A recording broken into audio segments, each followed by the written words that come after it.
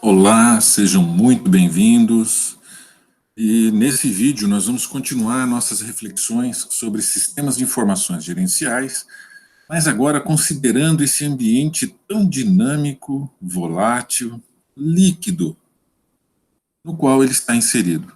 E como é que a gente faz, então, para vencer uma das principais ansiedades que todos temos, que é a percepção de que estamos desatualizados, que não estamos conseguindo manter a percepção da situação atual, de como está o contexto de aplicação de tecnologia da informação neste momento. Então vamos fazer algumas reflexões sobre isso. Então, trata-se de um contexto em pleno processo de mutação. Nós estamos lidando com uma única certeza: a aplicação de uma determinada solução vai encontrar um ambiente diferente daquele para o qual foi desenhado. Essa é a única certeza que nós sempre teremos. Então, como se manter atual? Vou fazer uma proposta aqui para vocês. Comecem identificando elementos que definem a essência de como estes sistemas, de como essa tecnologia se aplica e como a gente pode percebê-la, o que é que está envolvido na sua percepção. Então eu vou passar 4 elementos aqui, 4 itens, para que a gente fique atento a eles, enquanto eu vou fazer um passeio pela história e muito rápido sobre vários aspectos, que depois nós vamos voltar a eles com mais calma, mas só para a gente ter uma percepção sobre estes elementos que compõem a essência da aplicação da tecnologia da informação. Então, eu gostaria que ficassem atentos sobre elementos estruturais, quais são as características destas tecnologias e das suas inovações, quem são os envolvidos e como esses impactos se efetivam. Essas mudanças se instanciam e geram quais impactos. Então, eu gostaria de começar falando com vocês sobre a questão dos dispositivos.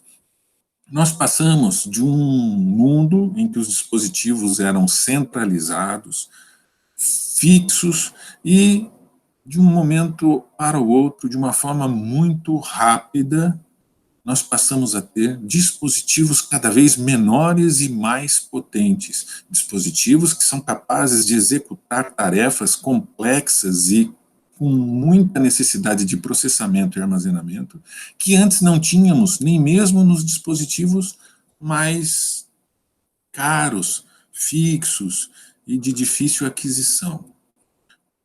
Interfaces também mudaram muito. Já não se faz mais curso de datilografia, apesar de eu entender como uma capacidade muito útil, uma competência muito útil ao lidar com a tecnologia, mas isso está cada vez mais distante da realidade. Então, nós tínhamos interfaces que eram compostas por impressoras e teclados, onde você tinha o resultado somente depois de um processamento. Passamos a ter as telas, essas telas evoluíram de características unicamente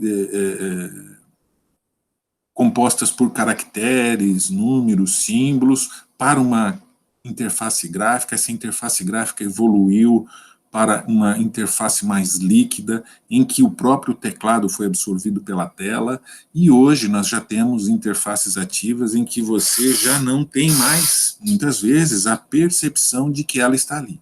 Então, de novo, nós vamos voltar a todos esses elementos com mais calma mais à frente, mas eu queria só dar um passeio muito rápido sobre todos esses elementos, né? Lembrando que as interfaces atuais, né, esse atual depende muito de onde você está, de onde se está falando.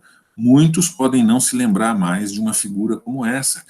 Este nosso herói está em um foguete, se preparando para ligar o foguete. Então percebam os instrumentos de interface que ele tem. São grandes chaves que acionam o mecanismo que seriam, então, o futuro das interfaces. Grandes chaves para acionar o foguete, né? O nosso querido Flash Gordon, que hoje seria inimaginável nos modelos de interface que temos. Então, o futuro já não é o que se esperava, né? O futuro já não é o mesmo de antigamente. Então, essa é uma única certeza, que tudo vai, com certeza, mudar. Veja que a interface é uma questão extremamente importante que evolui muito rápido. a própria interação com a informação, por exemplo, na navegação. Então, enquanto você está tentando se localizar geograficamente, nós tínhamos, até bem pouco tempo atrás, a necessidade de adquirir mapas. Então, a gente comprava anualmente um mapa de empresas como Quatro Rodas, para poder ter guias atualizados das estradas, e você se posicionava neles, eles eram passivos. Hoje, você tem não só uma localização exata de onde você está, como informações sobre o seu entorno. Imagine um impacto disso, não é só uma questão de navegação, uma questão de conectividade, de saber onde é que está um restaurante, onde é que está um hotel, a importância desse hotel estar conectado para fazer parte agora deste mundo em que a interface é que te posiciona geograficamente. Então, o indivíduo se posiciona geograficamente a partir de interfaces, de conectividade, de interfaces ativas, que agora te colocam em um universo que aqueles que não estão conectados e que de alguma forma não aparecem nesses dispositivos digitais deixam de existir, simplesmente deixam de existir.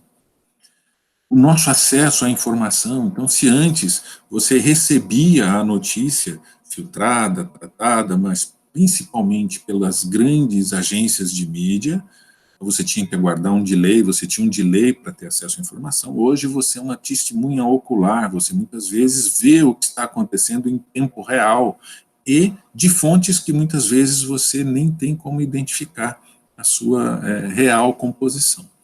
Então, é não só uma velocidade de acesso, como agora você tem uma multiplicidade de fontes de informação que mudam totalmente a sua interação com as notícias.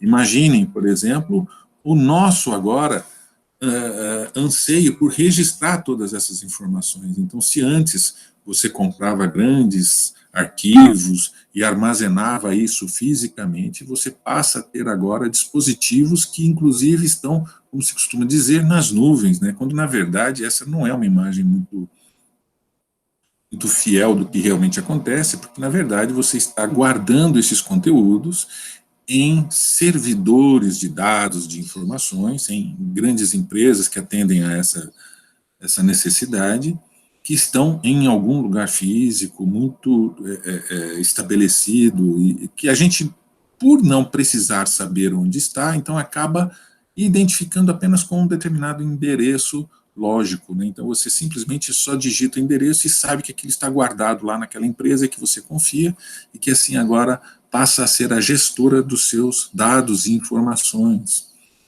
Na área comercial e na área das transações, o registro agora é real time, ou seja, você muitas vezes tem o registro da informação em tempo real, na maioria dos casos em tempo real. A transação já não é mais dependente de um registro posterior.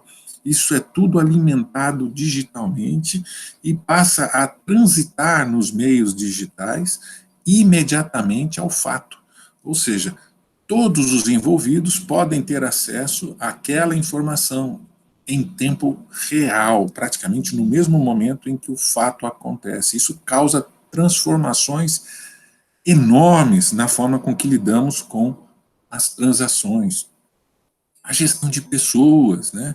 Então, dentro das empresas, por exemplo, a percepção na hora de contratar uma pessoa, muitas vezes a empresa acaba tendo acesso a dados que nem mesmo nós temos a percepção daquilo. Por quê? Porque basta uma simples busca nos dados que nós mesmos disponibilizamos e em conjunto com dados que outros disponibilizam a nosso respeito, é possível construir um cenário em que nós agora é que somos mapeados. Novos produtos surgem numa velocidade muito grande, não só no seu processo de composição, desenvolvimento, proposta, análise, mas até na própria forma de comercializar esses produtos, sem contar que isso gera novos mercados, novas formas de gerar recursos, retorno sobre esses novos produtos. Certificação, então, será que sou eu mesmo que certifiquei aquele documento? Cada vez mais isso ganha força, e apesar de parecer uma coisa simples a uma primeira análise, você tem alterações muito grandes na forma com que você lida, de novo, com elementos anteriores, com as transações, isso tudo passa a ser muito mais dinâmico. O dono da empresa, o responsável pela empresa, acaba tendo a informação do cliente recebendo o produto na porta da sua casa, no momento em que ele está assinando o recebimento, inclusive assinando de forma digital. A própria assinatura, o conceito de assinatura vai mudar, a gente vai ter uma outra ideia de assinatura, essa ideia de com o dedo ou com a caneta fazer os movimentos, isso tudo tende a ser substituído por outros elementos, como identificação biométricas e outras, que muitas vezes até de forma em que você não precisa atuar ativamente, ela capta informações a seu respeito sem que você tenha que fazer nada, uma simples identificação de face, por exemplo, né? O próprio aprendizado, que agora é contínuo, ele não termina mais quando termina o curso, né? Você passa a ter uma necessidade de continuar aprendendo sempre, e a tecnologia permite que você faça isso de forma muito rápida. O volume de dados cada vez maior, né, com uma variedade, uma possibilidade de você ter acesso a dados dos mais diferentes tipos. Não só dados estruturados, como a gente lidava até então, mas agora você passa a ter a possibilidade de lidar com dados não estruturados, textos, vídeos, fotos, sons, tudo isso vai compor uma grande, uma gigantesca base de dados para os quais você vai poder, então, aplicar neste grande volume de dados, cada vez mais difícil até de mensurar, algoritmos e tratamentos. Uma outra questão que vai modificar muito a nossa relação com a tecnologia é a possibilidade de conectar os dispositivos. Essa conexão das coisas, que a gente está chamando de internet das coisas, é pensar em uma rede em que os dispositivos trocam informações agora entre si. Então, é o meu relógio interagindo com a minha agenda, que está em um aplicativo da rede, e me avisando que eu tenho um compromisso, transmitindo a minha localização, o meu celular fazendo atividades que antes seriam de uma pessoa que estaria me secretariando, tudo isso de forma automática e partindo da comunicação de dados entre esses dispositivos. Essa lista é muito maior, a gente está tentando sintetizar aqui, porque a gente vai voltar a esses elementos, a cada um deles, depois com mais calma. Mas agora, nesse momento, é importante a gente retomar, então, aqueles 4 pontos que a gente queria falar um pouquinho. Então, se a gente pensar em elementos estruturais, nós temos muitos, mas a gente pode sistematizar isso, sintetizar ao máximo, pensando em dispositivos, na sua evolução, nas suas mudanças. Entre essas questões relacionadas aos dispositivos, nós podemos pensar em um ponto muito importante, que é a das interfaces, que nós temos, então, mudanças que alteram a forma com que nós não só lidamos com a tecnologia, mas com os resultados que são possíveis de ser obtidos, e um outro fator fundamental, que é a comunicação, permitindo agora grandes massas de dados fluírem de forma barata, rápida e eficiente, o que levou a elementos como a mobilidade, que mudou totalmente a nossa relação com a tecnologia. Um outro ponto a ser considerado são as características. Então, agora, quando a gente pensa em tecnologia da informação, a gente pensa em Big Data, por exemplo, que é composto por volume, velocidade e variedade dos dados. Volatilidade, esses dados agora são cada vez mais difíceis de se apreender, de se tratar, o volume é tão grande que a gente tem essa dificuldade. Se antes eu tinha uma câmera fotográfica em que eu pensava muito antes de tirar cada uma das fotos, o que a gente chamava de posição, então eu tinha um filme de 12 fotos, eu vou pensar muito antes de usar uma dessas fotos. Mas, quando eu tirava, aquela foto passava a ter um valor, ela tinha uma perenidade. Hoje não, o volume de fotos é tão grande que você tem uma volatilidade disso, você acaba muitas vezes nem tendo mais contato com essa foto. Eu estou usando foto só como um exemplo, a gente pode pensar em todo o espectro de informações envolvidas. O nosso acesso a tudo isso agora é em todo lugar, a qualquer hora, em dispositivos diversos, o que dá uma característica de ubiquidade. A A gente vai falar mais sobre isso também, mas é importante a gente já ir pensando nisso. Eu tenho acesso a essas tecnologias dos mais diversos modos, em qualquer momento e em dispositivos diversos. Tudo isso trocando informações entre si, mantendo uma das características mais relevantes da atualidade, que é a conectividade, não é? Outra coisa que a gente precisa falar, mesmo de forma rápida por enquanto, mas os atores envolvidos. Então, quando a gente pensa em tecnologia da informação, nós temos que pensar nos indivíduos lidando com essa tecnologia, nós temos que pensar nas comunidades, e aí a gente pode pensar não só nas comunidades locais, mas nas próprias organizações geridas ou que emergem dessas comunidades e na sociedade como um todo. Mas não é só isso, a gente tem que pensar também na questão dos negócios, as empresas, que também são atores importantes nesse cenário. E, é óbvio, o governo, né? O Estado, enquanto gestor disso tudo, ele precisa ter nos governos uma interação cada vez maior com as tecnologias. E o quarto e último ponto que eu gostaria de falar com vocês, ainda que de forma muito rápida, é sobre os impactos que essas mudanças, que esses novos cenários de tecnologia geram. A gente tem que pensar que esses impactos vão ser sentidos, eles vão ser mais visíveis e perceptíveis na dimensão social, ou seja, você tem então reflexos tais como exclusão de muitos que não podem fazer parte, uma nova forma de lidar com o conhecimento e como isso é valorizado nas relações sociais. Nós temos também a dimensão cultural, em que nós temos uma nova forma de encarar essa tecnologia, uma nova forma de encarar as outras pessoas, de nos relacionarmos, gerando então impactos também na dimensão cultural.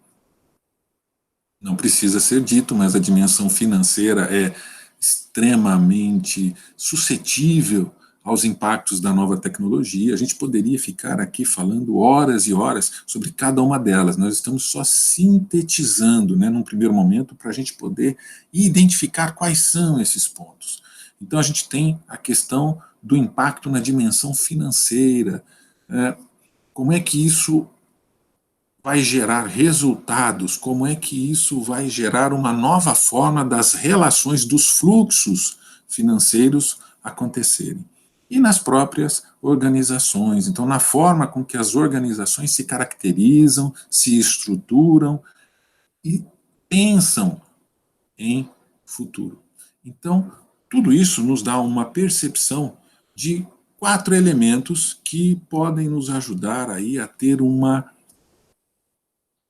construir uma percepção, um ponto de vista para que nós possamos pensar em como ficar atuais, como manter uma percepção da situação atual da tecnologia.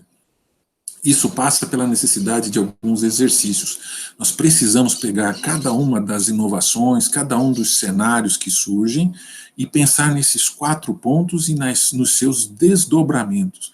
Quando a gente faz isso, até mentalmente, a gente consegue, então, ter uma percepção global daquela tecnologia e da forma com que ela muda o que somos e o que seremos. Muito obrigado pela atenção e nos vemos no próximo vídeo. Muito obrigado.